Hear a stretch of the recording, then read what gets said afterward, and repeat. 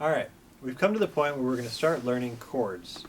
Now, chords can be a little challenging at first, but if you take all the things you've learned from your single note melodies and apply them to chords, you should be set up for success. Okay? First, a word about chord charts. Now, a chord chart is another way to convey information on the guitar. When you look at a chord chart, you'll have 6 vertical lines, and as you probably guessed, each line represents a string.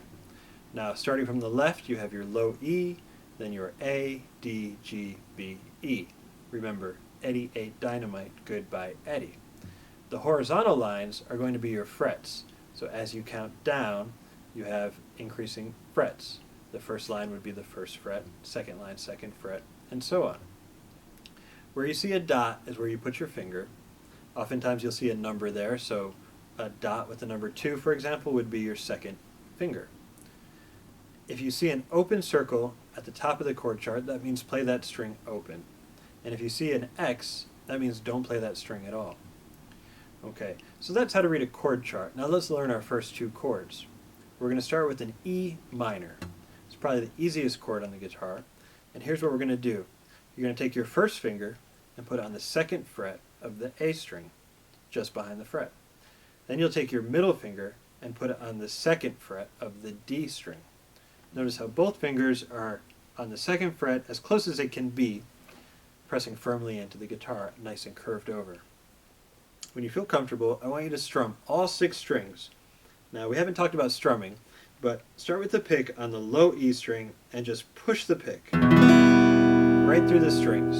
Let it kind of fall through each string, going into the next one. One fluid motion. Make sure you don't bring the pick away from the guitar because you want to hit all 6 strings. Okay? After you strum, go ahead and pick one string at a time and make sure you're not getting any buzzy notes.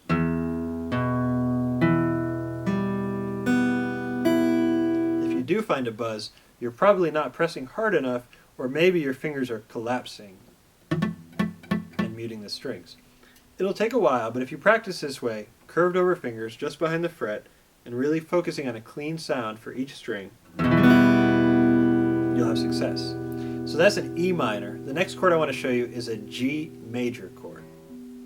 So I have my middle finger on the 3rd fret of the low E, my first finger on the 2nd fret of the A. I skip all the way over and I put my ring finger on the 3rd fret of the high E string. There's more than one way to do this chord, but we'll do it this way for now. When you feel ready, strum all 6 strings. You can use the same approach, pick one string at a time. If you get a buzzy note, make sure your fingers are curved over and you're just behind the fret. So that's a G chord. Now, there's a lot of chords on the guitar, but as long as you can read these chord charts, you'll be able to gradually learn more as you go. G and E minor.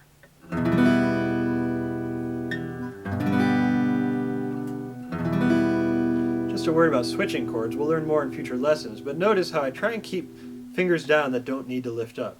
In this case, my first finger stays on the 2nd fret. For G, it's also there for E.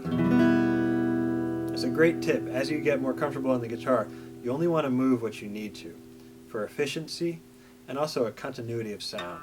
G, E.